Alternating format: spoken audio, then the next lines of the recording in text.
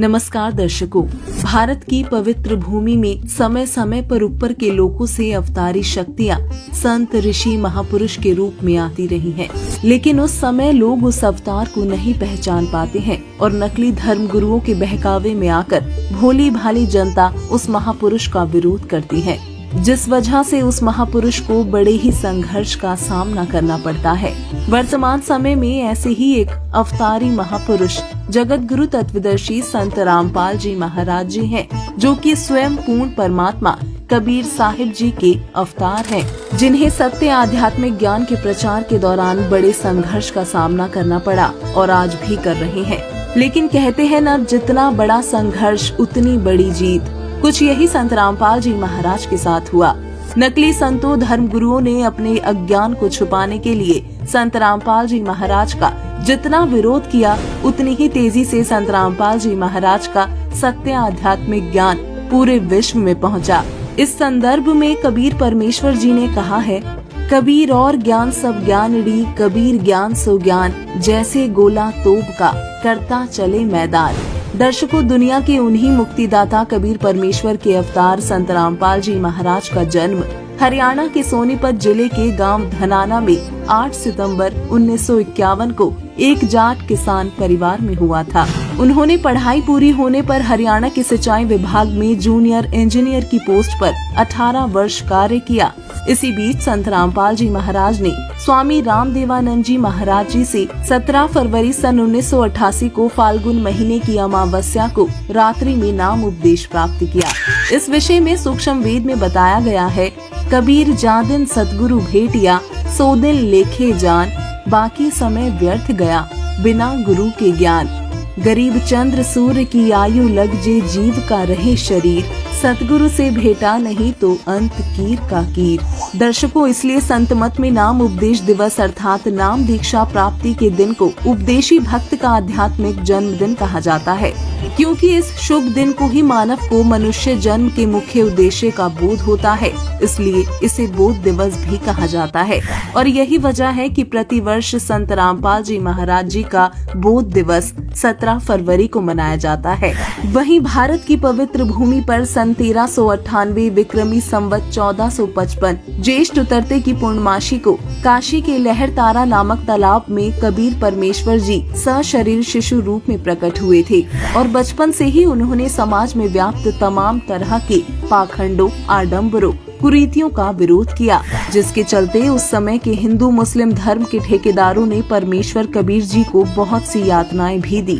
लेकिन कबीर साहिब जी ने दोनों धर्मों में फैले पाखंड का खुलकर विरोध करते हुए उनके पाखंडों का पर्दाफाश किया था। साथ ही उन्होंने जातिवाद, धार्मिक भेदभाव को भी दूर करते हुए प्रेम और भाईचारे का संदेश दिया। कबीर परमेश्वर जी कहते थे, हिंदू कहे मोही राम प्यारा, तुर्क कहे रहमाना, आपस में दो लड़ी लड़ी मुए, मरम न को जाना, जिससे उन्हें एक सबसे बड़े समाज सुधारक और विचारक के रूप में भी माना जाता है। लेकिन कबीर जी वास्तव में स्वयं ही पूर्ण ब्रह्म परमात्मा है, जिसका प्रमाण पवित्र ऋग्वेद मंडल 9 सूक्त 94 मंत्र 3, ऋग्वेद मंडल 9 सूक्त 93 मंत्र 2, ऋग्वेद मंडल 9 सूक्त 96 मंत्र 16 से 20, ऋग्वेद मंडल 10 सूक्त 4 मंत्र 3 से 4, यजुर्वेद अध्याय 40 मंत्र 8, कुरान शरीफ सूरत फुरकानी 25 आयत 52 से 59 आदि में है, जिसमें कहा गया है कि पूर्ण परमात्मा कबीर देव अर्थात कबीर साहिब जी हैं। वो सशरीर प्रकट होते हैं और सशरीर ही अपने अमर लोक को वापस चले जाते हैं। उनका जन्म माँ के गर्भ से नहीं होता और उसी कबीर परमेश्वर ने सर्व ब्रह्मांडों की रचना की है, अर्थात सर्व सृष्टि के रचनहार कबीर परमात्मा जी हैं, जिसका प्रमाण संत गरीबदास जी महाराज जी ने भी अपनी वाणी में दिया है।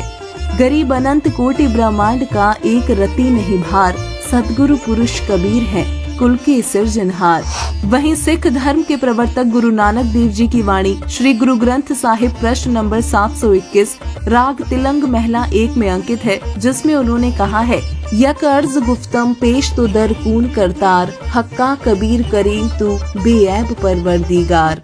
दर्शकों, जब कबीर परमेश्वर जी आज से लगभग 600 वर्ष पूर्व इस पृथ्वी पर सशरीर आए हुए थे, उस समय काशी नगर के ब्राह्मणों, पंडितों, हिंदू धर्म गुरुओं ने भ्रम फैला रखा था कि जो काशी शहर में मरता है वो सीधा स्वर्ग जाता है और जो मगहर में मरता है वो गधे का जीवन प्राप्त करता है तथा नरक में जाता है। जबकि कबीर साहिब जी कहा करते थे कि शास्त्र अनुकूल सत्य साधना करने से तथा पाप त्याग कर धर्म कर्म करने से पूर्ण परमात्मा मिलता है। शास्त्र विधि अनुसार साधना करने वाला चाहे काशी मरे चाहे मगहर, वो अपनी साधना अनुसार ऊपर के लोकों में स्वर्ग का सुख प्राप्त करेगा तथा इसके विपरीत अर्थात शास्त्र विरुद्ध साधना करने वाला व पाप करने वाला सीधा नरक जाएगा या गधा बनेगा, चाहे वो मगहर मरे चाहे काशी। अपने इन्हीं वचनों को सत्य प्रमाणित करने के लिए काशी शहर में 120 वर्ष लीला करके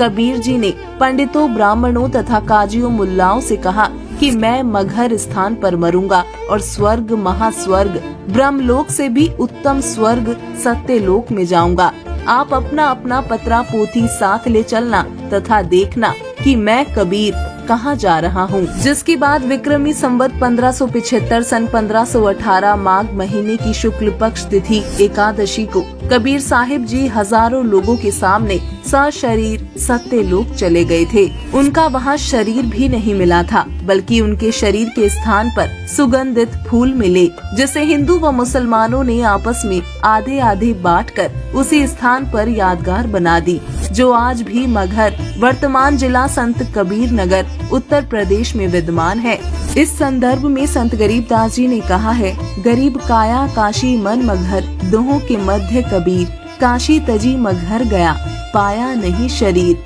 गरीब मुक्ति खेत कू तजे गए, मगहर में दीदार, जुल्हा कबीर मुक्त हुआ, ऊंचा कुल धिक्कार, गरीब चार वर्ण शट आश्रम, कल्प करी दिल माही, काशी तजी मगहर गए, तेनर मुक्ति न पाही, गरीब भूमि भरोसे बूढ़ी है, कल्पत है दुहदीन, सबका सतगुरु कुल धनी, मगहर भय ल्योलीन। दर्शकों, मगहर से कबीर परमेश्वर के सशरीर सत्यलोक जाने की तिथि इस साल 20 फरवरी को है। यही वजह है कि मुक्तिदाता, विश्व विजेता संत रामपाल जी महाराज जी के 37वें बोध दिवस और कबीर परमेश्वर जी के 506वें निर्वाण दिवस के अवसर पर दिनांक 17, 18, 19 व 20 फरवरी को 10 सतलोक आश्रमों में संत गरीबदास जी महाराज के अमर ग्रंथ का खुला पाठ, विशाल भंडारा, विशाल सत्संग समारोह, दहेज मुक्त विवाह, रक्तदान शिविर के विशेष कार्यक्रम का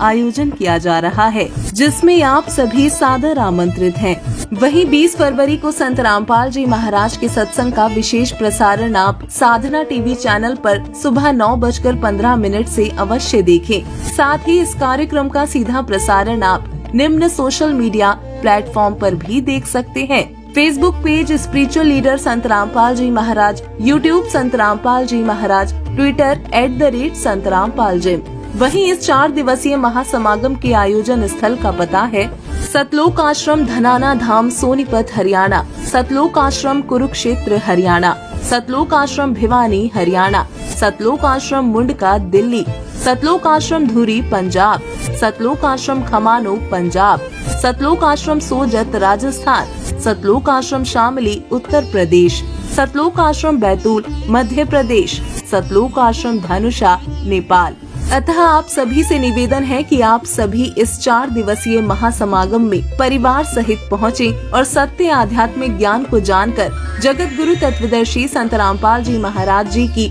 शरण ग्रहण कर अपने मानव जीवन का कल्याण करवाएं। धन्यवाद।